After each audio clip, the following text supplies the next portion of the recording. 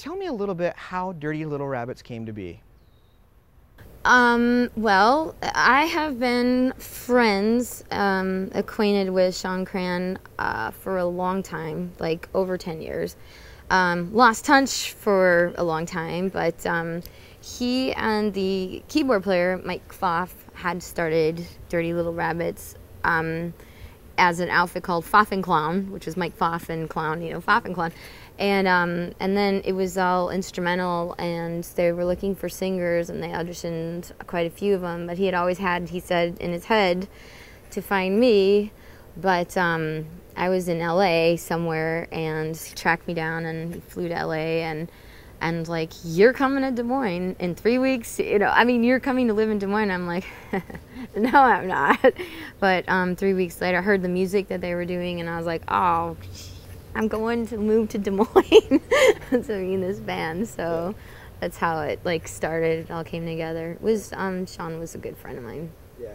Well, you know, and the history there, you know, goes back to was that your first album, the Sister Soleil album, Solarium? Was that your first? The first record from Sister Soleil was a record called Drown Me in You, and that was 1996 when I was in diapers. When I couldn't walk it. Because I know on Solarium that Corey Taylor did some background vocals on that. Yes, he did. And so, I mean, your history from all the way from probably about 97 then. Yeah.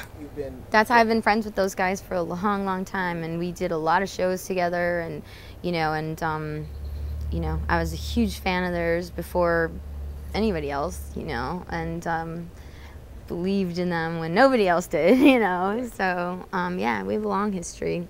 Is it hard to establish Dirty Little Rabbits apart from that that giant circus that it is? At first, I think when we were, I think that they've done nothing but helped us, you know, get our legs in the door, foot in the door, you know, and getting a baby band off the ground is so hard, and that, you know, band and, you know, helped the Rabbits from the very beginning of its sort of inception. And then after a while, people started to like the music, because the music is so totally different. And I think that, like, some of the fans didn't like the music at first because they were like, what is this, you know? But then, I mean, our live show is fantastic, you know, and I think that once people started coming to the show, and then they put it together, then they bought the records and they put it together, and then so now we hardly have any of those problems at all anymore. Like, it's more like people love the band. But I mean, it took like almost 4 years to establish ourselves as a baby band, you know. Right. You deal with a lot of dark subject matter on the new record, a lot of dark subject matter. So I don't see how it's not a hard leap. The darkness of Slipknot and the darkness of Dirty Little Rabbits, they're very, very similar. I think that it was the sound, you know. We use Hammond organs, and you know, it's very circusy sounding, very Doors sounding. I mean, that the whole style of the sound of the music is, I mean, it is stylized by those organs, you know. I mean, they're like another singer, you know. So, I mean, it sounds nothing like anything else, actually, you know. I think the closest comparison was Mr. Bungle, you know, and you know, and Mike Patton and stuff. Yeah, you're not quite as out there as that can be. You know what? Things that kind of hit me were Tori Amos and the Cocteau Twins. Oh, I can't believe you said that. The Cocteau Twins are like my favorite band. I have like 30 of their records, you know. I like everything. Oh my God, I can't believe you said that. Thank you. That's so awesome. People like don't even know who they are, and I'm still like on a campaign, like, you know, for that band. Now, where are you coming from lyrically with this? Oh gosh, I have to like write sort of in the moment. It was hard, you know, moving to Des Moines from LA. Those first 6 months were just, it was difficult for me I was constantly like, oh, that's it, I'm going back. That's it, I'm going back.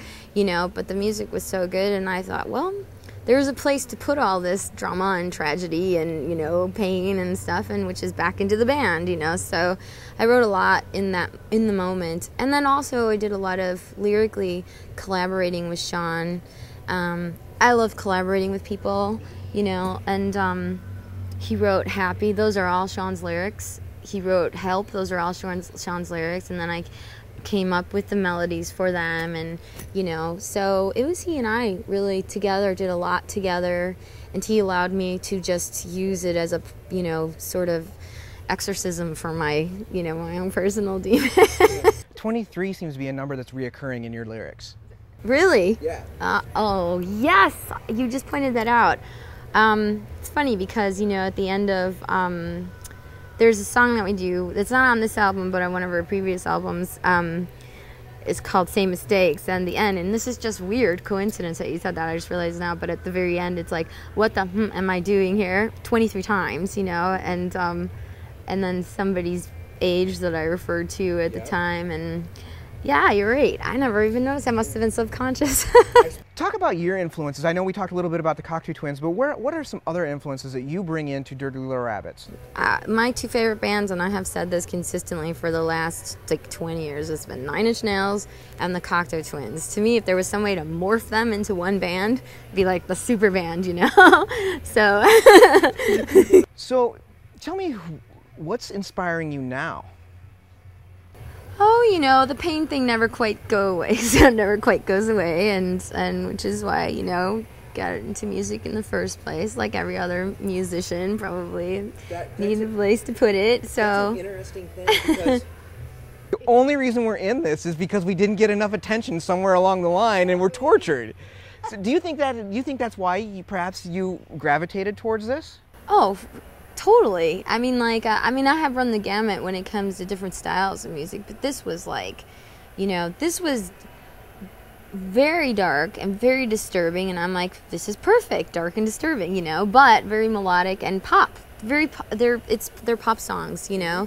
I mean, when you come down and listen to it, very well structured pop songs, you know, especially like Hello, you know. But the thing is when we talk about the album, you know, we were calling this album the soundtrack to life for a really long time. In fact, we kind of toyed with calling that the album instead of self-titling it, you know. But with that in mind, it was almost a concept kind of record, because it sort of spans the whole full range of emotions and the human condition, and that's like, you know, and that's about as like personal. You have to be totally personal, and you have to be kind of in a lot of pain to be that, you know, honest, I think, about it, you know, because it just feels good getting it out, you know, it just feels good. It's better than therapy, a lot cheaper too.